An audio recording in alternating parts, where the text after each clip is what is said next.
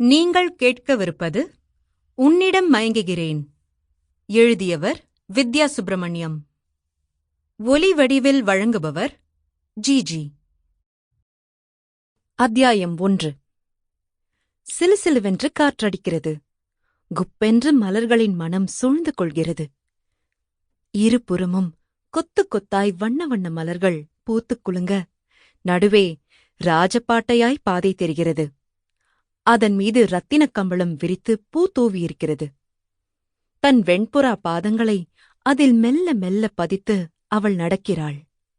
அவள் மீதும் பூமழை பொழிய சிலிர்த்துப் போகிறாள். சட்டென்று கனவு கலைந்து போயிற்று. அடுக்களையிலிருந்து காஃபி டிகாஷனின் மணமும் காய்ச்சின பாலின் வாசனையும் பெரியம்மாவின் லலிதா சகஸ்ரநாமம் முணுமுணுப்பும் சேர்ந்து வர போர்வையை விலக்கிக் கொண்டு எழுந்தாள் அருணா. ஹாலில் தினசரியில் மூழ்கியிருந்த பெரியப்பாவை பார்த்தாள். குட் மார்னிங் பெரியப்பா. Good morning Aruna. பல் தேய்ச்சு காஃபி குடிச்சிட்டு வா. உனக்கு ஒரு ஸ்வீட் நியூஸ் சொல்ல போற. இப்பவே சொல்லுங்களேன் பெரியப்பா. முதல்ல சொன்னதை செய், அப்புறம்தான். அருணா பாத்ரூம் பக்கம் போனாள். கோபியும் ஹரியும் இன்னும் எழுந்திருக்கவில்லை. ஜானகி 7 மணிக்கு குறைந்து என்றுமே எழுந்ததில்லை. பாத்ரூம் அண்டாவில் வெந்நீர் காய்ந்து கொண்டிருப்பது கண்டு அப்படியே குளித்துவிட்டு வந்தாள். அடுக்களை மேடையில் காஃபி ரெடியாக இருந்தது. லலிதா சகஸ்ரநாமம் முடியும் வரையில் பெரியம்மா யாரோடும் பேச மாட்டாள். எல்லாமே சைகைதான். சர்க்கரை போடல என்றாள் சைகையால் அருணாவிடம். அருணா சர்க்கரை டப்பாவை திறந்து ஒரே ஒரு ஸ்பூன் போட்டுக்கொண்டு டபராவில் ஆற்றிக் குடித்து 2ஐயும் அலம்பி வைத்துவிட்டு பெரியப்பாவிடம் வந்தாள். இப்ப சொல்லுங்க பெரியப்பா, என்ன அது ஸ்வீட் நியூஸ்?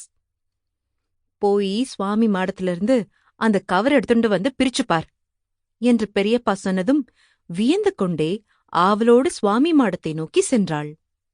கவரை பிரித்து உள்ளிருந்த பேப்பரை எடுத்து பிரித்தவள் உண்மையிலேயே மகிழ்ச்சி பொங்க குதித்தாள். தேங்க் காட் என்றபடி பெரியப்பாவின் காலில் வந்து விழுந்து நமஸ்காரம் பண்ணினாள்.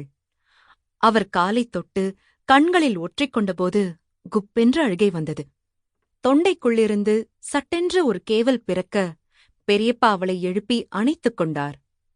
என்னடா இது? சிரிக்க வேண்டியதுக்கெல்லாம் அழற, அழ வேண்டியதுக்கெல்லாம் சிரிக்கிற? நல்ல பொண்ணு போ. இதுக்குதான் நேத்து ராத்திரி அவ்ளோ லேட்டாச்சா பெரியப்பா? ஆமாம்மா, இருந்து கையோட வாங்கிட்டு வந்துட்டேன். சந்தோஷந்தானே? டாக்டராக போற, அப்புறம் இந்த பெரியப்பனுக்கு வைத்தியம் பண்றேன்னு என்னெல்லாம் செய்ய போறியோ? போங்க பெரியப்பா. போய் அப்பா படத்து கீழே வச்சு வேண்டிக்கோ அருணா. அவன் கனவு நிறைவேற அவன்தான் தெய்வமா நின்னு உதவணும். மெடிக்கல் காலேஜில் அட்மிஷன் கிடைத்து விட்டதாய் தெரிவித்த அந்த கடிதத்தை எடுத்துக்கொண்டு அப்பாவும் அம்மாவும் ஜோடியாய் சிரித்த புகைப்படத்தின் முன்னால் வைத்துவிட்டு அம்மா அப்பாவையே உற்று பார்த்தாள் அருணா. எதுவும் நினைவில்லை. ஒப்புக்கு கூட அவர்களோடு சிரித்து மகிழ்ந்த காட்சிகள் நினைவுக்கு வர மறுத்தது.